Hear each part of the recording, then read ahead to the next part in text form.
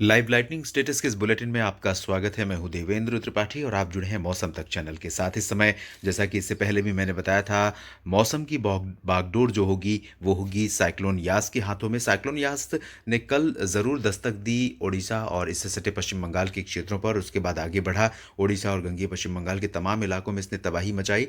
इसके बाद ये आगे बढ़ते हुए कल रात में ही डिप्रेशन बनकर झारखंड पहुंच गया था, डीप डिप्रेशन। और आज सुबह ये डिप्रेशन बना दोपहर में और उसके बाद आगे बढ़ रहा है उत्तर पश्चिमी दिशा में। इस समय इसकी जो पोजीशन है लगभग झारखंड और इससे सटे हिस्सों पर है, यहाँ पर इसकी पोजीशन है। और इसके प्रभाव से ही देश के तमाम इलाकों पर मौसम जो है वो नियंत्रित हो रहा है।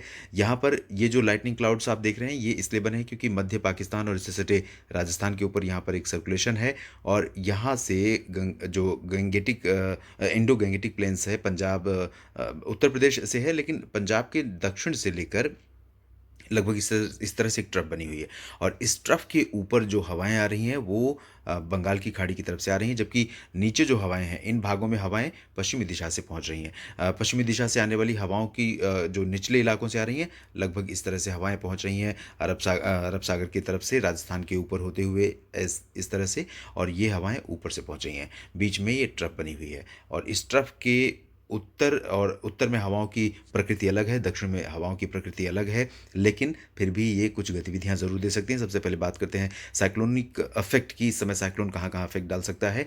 कोस्टल उत्तरी तटीय उड़ीसा और इससे सटे गंगीय पश्चिम बंगाल के तमाम शहरों पर इस समय देखिए घने बादल लाइटनिंग वाले बने हुए हैं और ये गर्जना वाले बादल कुछ स्थानों पर वर्षा भी दे भी रहे हैं। गंगीय पश्चिम बंगाल और उड़ीसा के कई कोस्टल सिटीज़ में भीषण तबाही मची है साइक्लोन के कारण। और साथ ही साथ एक और बड़ा अंतर देखने को मिला साइक्लोन के गुजर जाने के बाद गंगीय पश्चिम बंगाल के सुंदरबन डेल्टा में, जहां जो सी वेव्स हैं वो साइक्लोन गुजर जाने के बाद भी बहुत ऊंची ऊंची उठ रही थी, क्योंकि कल पूर्णिमा थी और पूर्णिमा के दिन यानी पूरा चांद जिस दिन होता है उस दिन अगर अन्य वायुमंडलीय और समुद्री स्थितियां अनुकूल होती हैं तो ज्वार भाटा बहुत तेज़ी से उठता है।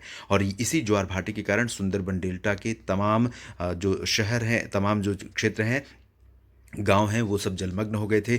उड़ीसा में भी कई जगहों पर तबाही साइक्लोनिक स्टॉर्म ने मचाई थी। इसके बाद अब स्थितियां बदली हैं और ये जो है साइक्लोनिक स्टॉर्म आगे बढ़कर कमज़ोर ज़रूर हुआ है, लेकिन अभी भी इसकी जो स्थिति है वो कई शहरों में काफ़ी अच्छी वर्षा देने की बनी हुई है।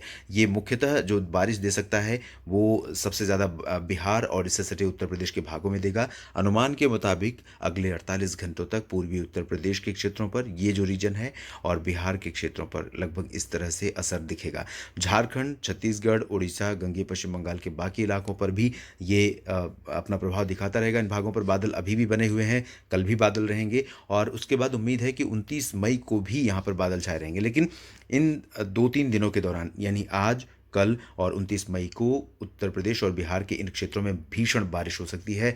तैयारियां बहुत सतर्कता से कर ली गई हैं बिहार के तमाम ज़िलों में, क्योंकि मुख्यमंत्री नीतीश कुमार ने ही इसकी गंभीरता को देखते हुए सभी जिलाधिकारियों को निर्देश दिया कि सतर्क रहिए, हाई अलर्ट पर रहिए, ताकि किसी तरह की विषम स्थिति का सामना न करना पड़े। एक तो कोविड महामारी, ऊपर से ये साइक्लोनिक स्टॉर्म, तो दोहरी आफत है बिहार और उत्तर प्रदेश के इन क्षेत्रों पर। उड़ीसा और गंगीय पश्चिम बंगाल तथा झारखंड के बाद इन सभी क्षेत्रों में कई जगहों पर भारी बारिश की संभावना है। जिन क्षेत्रों में बिहार में भारी बारिश की संभावना है उनमें हम कह सकते हैं नवादा से लेकर जमुई और शेखुपुरा, साथ ही साथ नालंदा, गया, औरंगाबाद, रोहतास, कैमूर, भोजपुर, बक्सर, पटना, वैशाली, समस्तीपुर, सारण, मुजफ्फरपुर, सिवान, गोपालगंज, पूर्वी और पश्चिमी चंपारण तथा सीतामढ़ी, इन सभी क्षेत्रों में कई जगहों पर भारी वर्षा होने की संभावना, ये सारे रीजन हैं। और इसके अलावा उत्तर प्रदेश के क्षेत्रों की तरफ अगर हम चलें तो उत्तर प्रदेश में भी कई इलाके ऐसे होंगे जहां पर मूसलाधार वर्षा की गतिविधियां, इन दोनों राज्यों में पहले से ही बारिश शुरू हो चुकी है, लेकिन यहाँ पर काफ़ी अच्छी बारिश देखने को मिल सकती है।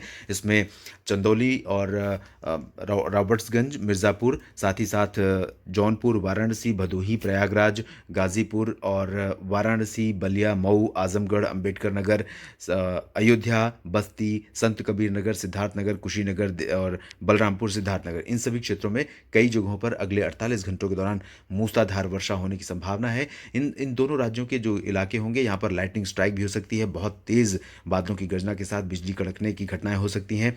तो यहाँ पर पर आप से सुझाव है हमारा कि कोशिश कीजिए कि आप खुले में बाहर ना निकलें जब मौसम बहुत बिगड़ा हुआ हो, घने का काले बादल छाए हुए हों, क्योंकि जो लाइटनिंग स्ट्राइक होगी वो जानलेवा हो सकती है। और पेड़ों के आसपास भी न रहें। लाइटनिंग की प्रकृति के बारे में आपको पता ही होगा कि पेड़ों के पास ये ज़्यादा अट्रैक्ट होती है, क्योंकि इसको जल्द कनेक्टिविटी मिल जाती है ज़मीन से, धरती से, तो इसको डिस्चार्ज करने के लिए कोई कनेक्शन चाहिए होता है लाइटनिंग को। तो यहाँ पर आपको सतर्क रहना होगा। तेज़ हवाएं भी चलेंगी, काफ़ी डैमेज भी हो सकता है, नुकसान भी हो सकता है। सतर्क रहिए। इसके अलावा राजस्थान के मध्य और पूर्वी हिस्सों में कुछ स्थानों पर ये बादल नज़र आ रहे हैं, और मध्य प्रदेश के भी कुछ हिस्सों पर हैं। बिहार और महाराष्ट्र के कुछ इलाकों पर, तेलंगाना के कुछ हिस्सों पर बादल नज़र आ रहे हैं लाइटनिंग के। इन भागों में कुछ स्थानों पर धूल भरी हवाएं चल सकती हैं, बादलों की गर्जना के साथ बूंदाबांदी या हल्की वर्षा हो सकती है। लाइटनिंग स्ट्राइक की गतिविधियां यहाँ पर देखने को मिल सकती हैं। दक्षिण भारत के बाकी जो इलाके हैं यहाँ पर बादल ज़रूर हैं, ये पैची क्लाउड्स हैं आंध्र प्रदेश के रायलसीमा और कोस्टल रीजन पर, और केरल तथा कर्नाटक के ऊपर भी बादल हैं। छत्तीसगढ़ के ऊपर भी काफ़ी बादल बने हुए हैं। छत्तीसगढ़ में भी कुछ स्थानों पर थोड़े समय बाद, इस समय शाम के 4:30 बज रहे हैं और शाम 5 बज रहे हैं, 4:30 से 5 बजे का समय है बीच का। और छत्तीसगढ़ में कुछ समय बाद, आधे 1 घंटे बाद यहाँ पर गर्जना वाले बादल विकसित हो सकते हैं। कुछ जगहों पर गर्जना के साथ वर्षा हो सकती है। अंडमान और निकोबार द्वीप समूह पर भी गरज वाले बादल हैं, और लक्षद्वीप पर भी पैचेस डेवलप हो रहे हैं धीरे धीरे। तो शाम होते होते यहाँ पर भी कुछ और जगहों पर गर्जना की गतिविधियाँ हो सकती हैं। इस बीच मानसून प्रगति कर रहा है। उम्मीद कीजिए, आशा कीजिए कि समय से मानसून केरल में दस्तक दे और आगे बढ़े। उसके बाद देश के बाकी हिस्सों पर भी बारिश शुरू हो, जिसका इंतज़ार लोगों को है। उत्तर भारत के मैदानी इलाकों में गर्मी बढ़ी हुई है 3 दिन से। पंजाब, हरियाणा, दिल्ली और पश्चिमी उत्तर प्रदेश के रीजन में, उत्तरी राजस्थान में लू जैसे हालात कई जगहों पर बने हैं। दिल्ली में भी तापमान काफ़ी ऊपर है। लेकिन ये सिस्टम जैसे जैसे आगे बढ़ेगा, उत्तर प्रदेश के इन क्षेत्रों पर बादलों का प्रभाव बढ़ सकता है। पर्वतीय क्षेत्रों पर आंशिक बादल बने रहने की संभावना है। इस बुलेटिन में अभी इतना ही।